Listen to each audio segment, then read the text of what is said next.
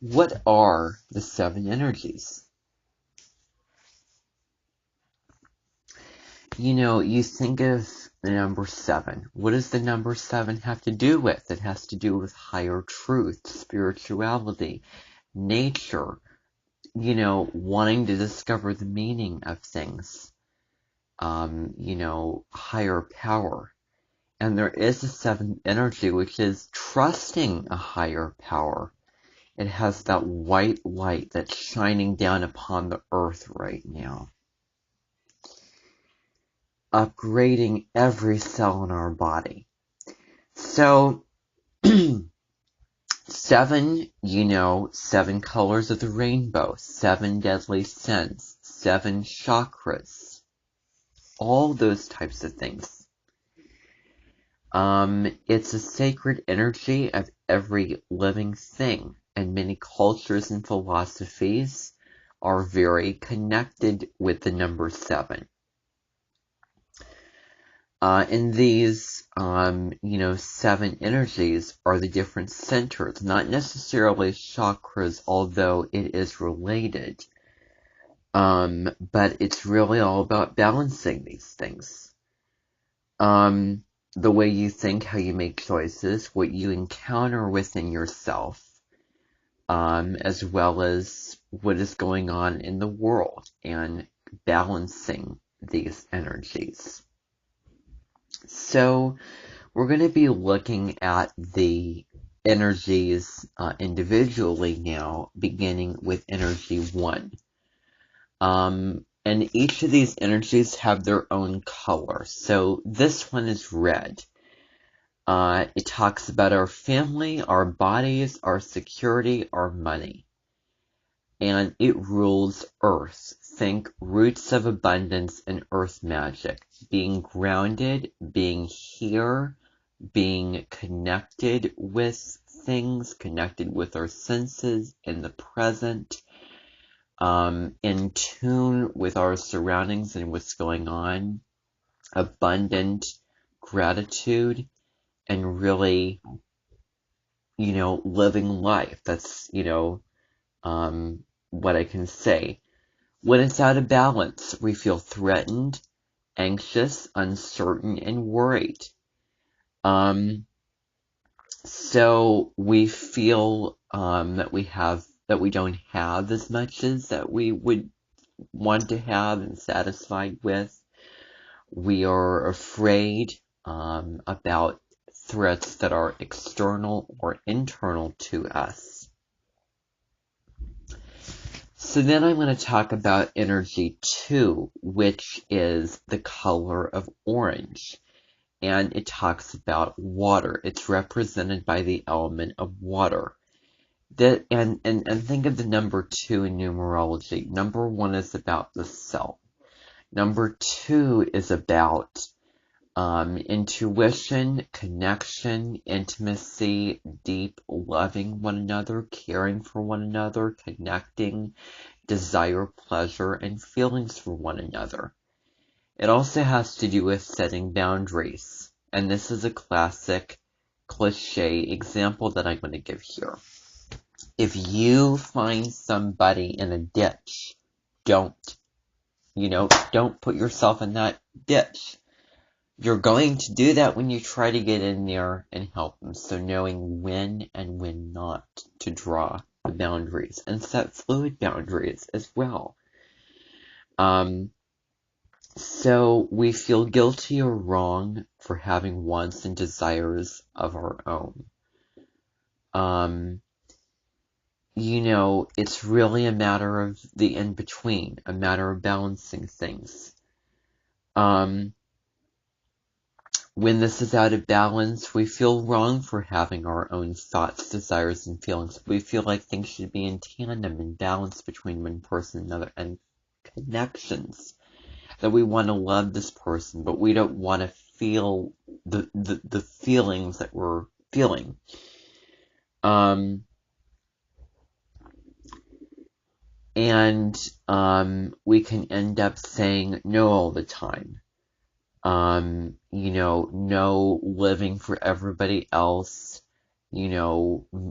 not really putting that center spotlight on our well-being in our life and what we want and what we need to do, need to say, various things that I don't want to, you know, picture occasion that because there's many areas in life.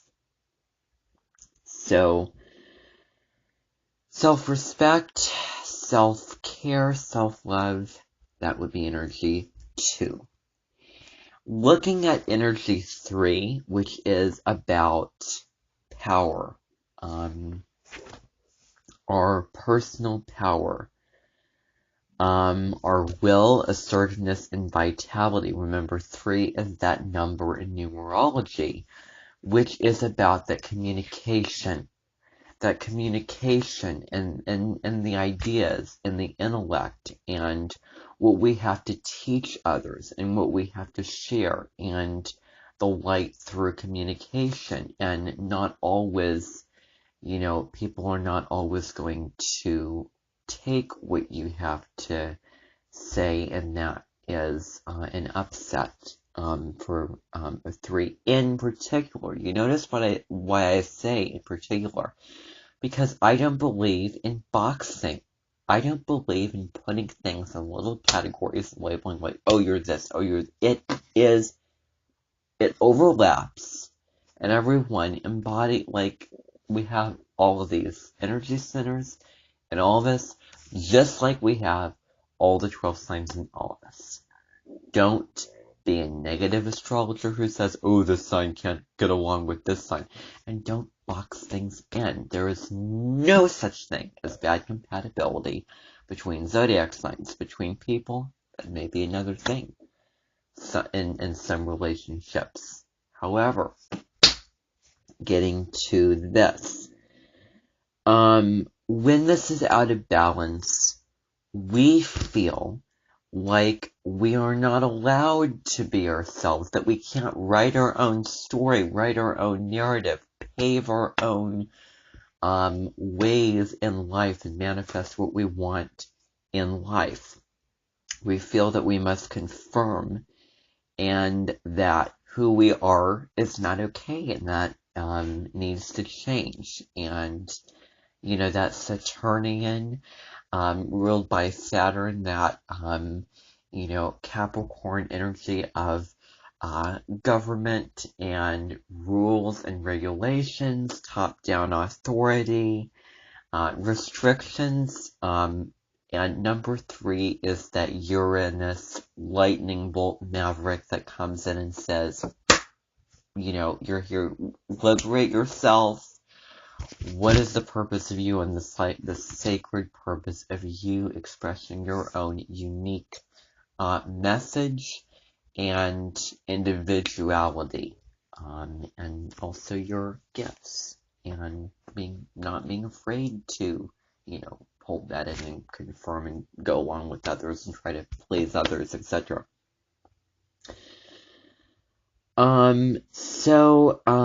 Yeah. So it's all about, when energy 1 makes us feel safe, we feel healthy boundaries from energy 2. You see how these overlap. Gets so much easier to embrace our personal identity and self-worth. Telling ourselves a new story and, finding the divine within us. Energy 4. That's green, representing love, compassion, community, forgiveness, and wholeness.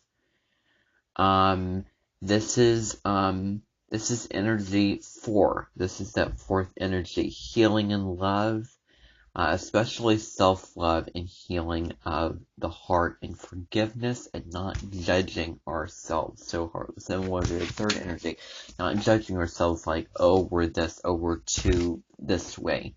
Accepting who we are, loving who we are, respecting, liking who we are. we sometimes feel, if it may be out of balance, that we feel undeserving of love. But really you're worthy of forgiveness. You're worthy of forgiveness and love from people, from God.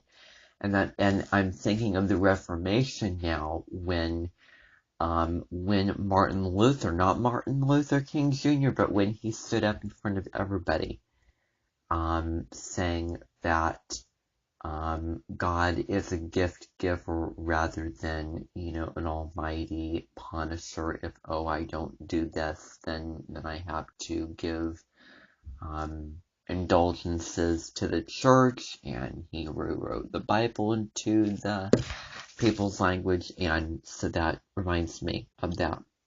And it's spiritual, because, God, higher power, spirituality. And I just want to make something crystal clear. It is not up in the sky. It is energy that is all around us. Divine consciousness. So, looking God with sweetest looks would be looking at things, just looking at the sky, looking at the field in a very, tender way, admiring nature. That's what it means. Putting your own mask on before others. Loving others first starts with the self. Forgiving and loving yourself before forgiving and loving somebody else. Energy 5. This is all about communication. This is a 5-year. 2021 is a 5-year in Mercury cycle. Which is about communication, creativity, sharing, listening, and being heard. It's blue, and it's representing the element of sound. When this is out of balance, you may feel like you cannot express yourself through your words, that you must be silent. It's similar to that third energy.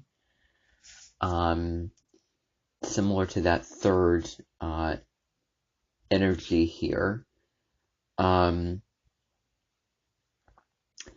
So you can see 1, 3, 5. And you feel like you can express yourself when you are unique, and, you play a part in the grand symphony of life. Your part, the gifts that you have to share, the messages and the things that you have to teach, and just your presence and personality and talents and everything like that.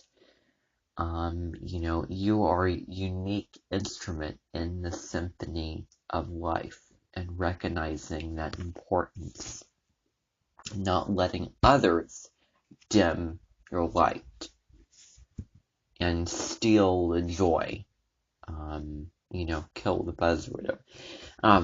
Energy 6, purple representing the light. It is all about intuition, vision, imagination, knowing, and perceiving. When it's out of balance, not the right use of imagination. Your beautiful, powerful imagination can go in the direction of ensuring your survival by imagining all that could possibly go wrong, by being, thinking negatively and making a whole list of all the things that could go wrong, that are going to go bad, or whatever. So it's allowing for those miracles. Making up stories. And it's overwhelming. In the mind, it gets you worked up mentally, overthinking, analysis paralysis of everything, going crazy, putting you on high alert. So the best way to manage this energy would be meditating and grounding, and listening to music or something to get into that space. Non-existent enemies is another aspect. When you feel threatened, your mind does not know what it's made of. You can't see the infinite possibilities. You're limited.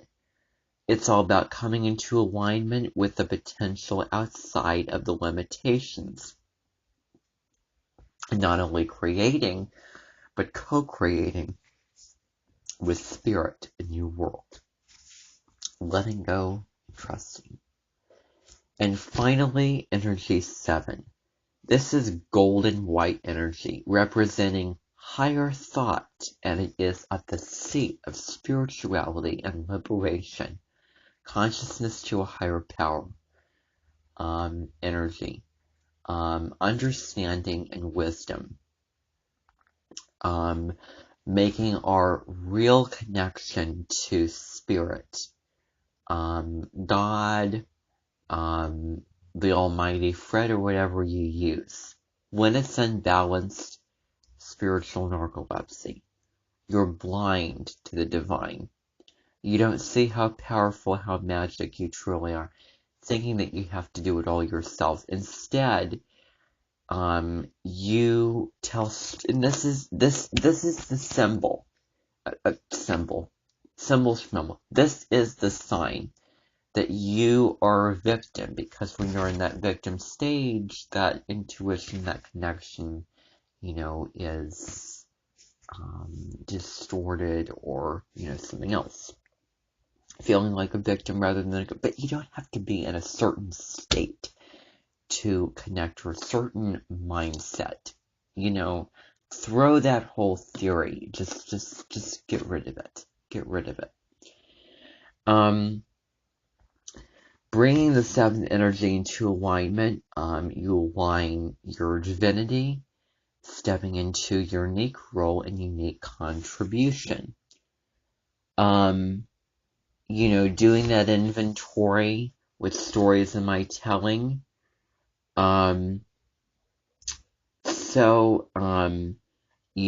Examining those stories, listening to your feelings, looking at your feelings and thoughts, when you feel anxious, when you feel afraid, when there's resistance toward something, when something feels off, maybe you feel good, or maybe this feels right. Maybe you feel so accomplished, or so strong, and so, determined, and I got it together, and so on top of it, and having fun, and relaxed, and content, and all of those things.